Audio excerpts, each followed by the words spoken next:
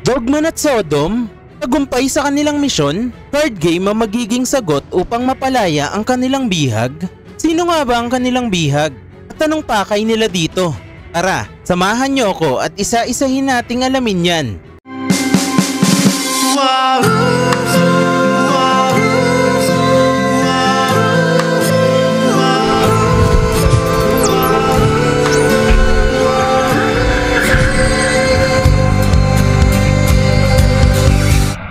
Ang chapter 407 ay pinamagatang Negotiation. Sa pagsisimula ng storya, makikita natin ang patuloy na paghihintay ng mga sumusuporta sa prinsipe sa pagdaan ng kanyang prosesyon. Nandito din upang magbantay ang mga sundalo ng Kakin. Kita sa mukha nila ang kalungkutan na kanilang nadarama sa pagkawala ng Prinsipe Halkenberg. Makikita din nating inaakit na ng hagdan ang kabaong ng Prinsipe Halkenberg at tayo nga ay nasa ika-12 araw, Huwebes, at ganap na alauna ng hapon na ng paglalayag ng Black Whale patungong Dark Continent. Tumalo naman ang storya sa pahinang makikita natin ang mga abalang tao habang si Ottosin ay nagulat sa kanyang nalaman. Sinasabi niyo bang nawawala si Borksen? Sagot naman ng isa sa mga kaibigan ni Cherednich at kaibigan din niya, oo, ang huling komunikasyon namin sa kanya ay bago dumaan ang prosesyon ng libing ni Halkenberg sa kanyang lokasyon. Ayon naman kay Momoli, iyon ay mga kalahating oras na ang nakalipas. Hinala pa ng isa nilang kaibigan na baka naman daw may sinundan lang si Borksen na isang kahina-hinalang tao. Hindi nga dito sumang-ayon ang isa pa nilang kaibigan dahil napagkasunduan nga daw nilang ipapaalam sa isa't isa ang mga nangyayaring labas sa kanilang trabaho bilang mga sundalo ng Prinsipe Cherednich. Parang dito na nga napasok ang kanilang plano matapos nilang mag-meeting noong chapter 394 na tungkol sa kung ano nga ba ang posible nilang gawin pag may isa sa kanilang nahuli ng Haley family. At dagdag pa nga nito, ang mga sinabing dahilan nga daw ng isa pa nilang kaibigan ay hindi tamang dahilan para hindi kumontak sa kanila si Borksen. Sumangay naman dito si Momoli at banggit niya pa na kailangan na nilang simulang isipin na posibleng kinidnap si Borksen.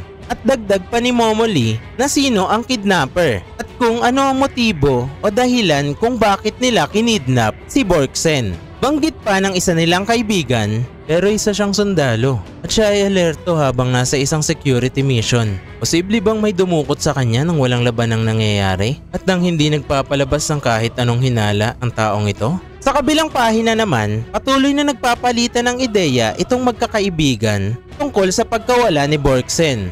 Dagdag na hinala nga ni Momoli na magiging madali nga lang daw kung isang grupo ang gagawa nito at kung gumamit daw ito ng gamot upang mawala ng malay si Borksen. At kung papalibutan ito ng mga malalaking lalaki ay hindi na ito mapapansin at makikita ng mga tao sa paligid. Dagdag pa ng isa nilang kaibigan na maaari din daw na isa sa kanilang mga kasamahang sundalo ang gumawa nito dahil kapag nawalan daw ng malay si Borksen ay pwede nitong palabasin na may sakit ang kanilang kaibigan at dalhin ito sa ospital kung saan ay may mga kasamahan itong naghihintay. Bigla namang pumasok sa usapan si Ottosin na nagsasabing kung gumagamit ng nanabilities ang mga kumidnap kay Borksen, pwede nila itong imanipula at makontrol na parang na-hypnotize. At paano naman daw kung Haley ang kumidnap kay Borksen upang gamitan ng Nen at gamiting sandata upang patayin si Prinsipe Cherednich? Marami nga daw posibleng paraan pagdating sa pinakamasamang pwedeng mangyari. Ito nga daw ang mga sinabi ni Momoli, banggit nitong kaibigan nila. Dagdag pa ng isa nilang kaibigan, gaya nga daw ng inaasahan ni Borksen na kung isa sa kanila ang mahuli ng Haley, magiging ayos ba sa kanila ang desisyon na walang kontak para sa negosasyon at walang susubok na iligtas ang nakidnap. So ito pa lang na pagmitingan ng mga kababata at kaibigan ni Prinsipe Cherednich noong bago matapos ang chapter 394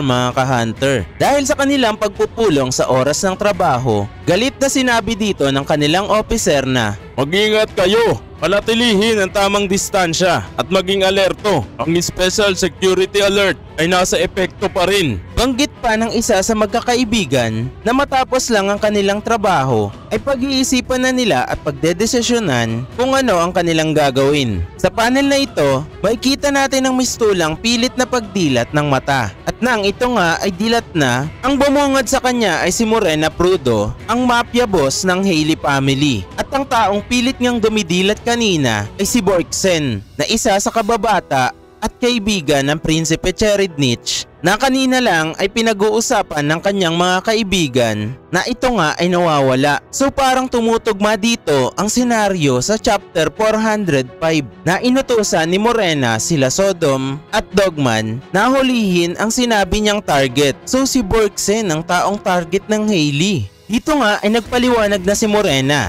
na nais niyang makuha si Borksen upang maging parte ng Hailey family. Hindi naman daw obligado si Borksen, ngunit lahat daw ng paraan ay gagawin nila para makumbinsi si Borksen. Hindi malaman ni Borksen kung ano ang gagawin niya ng mga oras na ito, kaya sinabi niya na lang na depende sa kondisyon. Sa isip-isip pa niya na wala siyang naaalala sa paghidnap sa kanya. Hinala niya pa ay ginamitan siya ng nen ng mga tauhan ni Morena. At sabi pa dito ni Morena na iiwas na nga daw siya sa pagsagot ng yes or no. Dahil kung magpapatuloy daw ang kanilang usapan ay magiging mapanganib sa parehong grupo ng Hailey at ng Prinsipe Cherednich.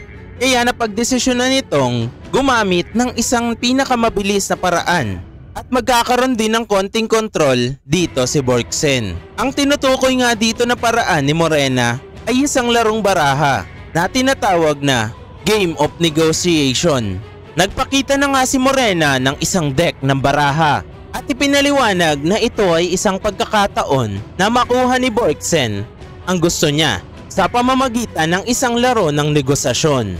Kung hindi ito tatanggapin ni Borksen, mayroon lamang siyang dalawang pagpipilian, oo o hindi. Oo kung sasama siya kay Morena, o kung hindi ay hindi natin alam kung ano ang pwede nilang gawin kay Borksen. Ngunit nag-isip si Borksen na hindi magiging ganon kasimple ito. Ang laro ay simple lang. May dalawang manlalaro, si Morena bilang magulang at si Borksen bilang anak.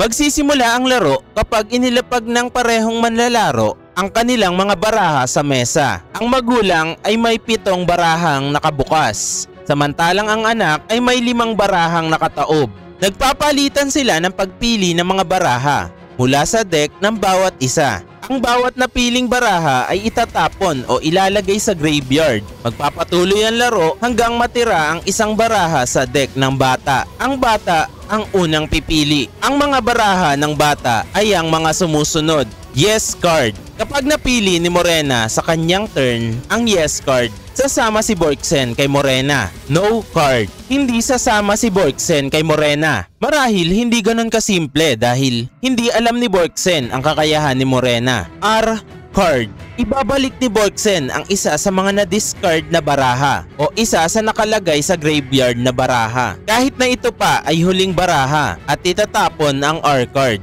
Joker card. Kapag ito ang napili, maaaring gawing yes o no ni Borksen ang card na ito. Ngunit hindi pinapansin ni Borksen ang card na ito dahil iniisip niyang hindi siya papayagan ni Morena na umalis hanggat hindi siya pumipili ng yes. X card. Makakalabas si Borksen ng hideout kahit hindi magbigay ng sagot. Kumbaga parang hindi nangyari ang laro. Nangako si Morena na hindi na muling makikipag-ugnayan kay Borksen. Ang mga susunod na baraha naman ay para sa magulang. The Purpose card.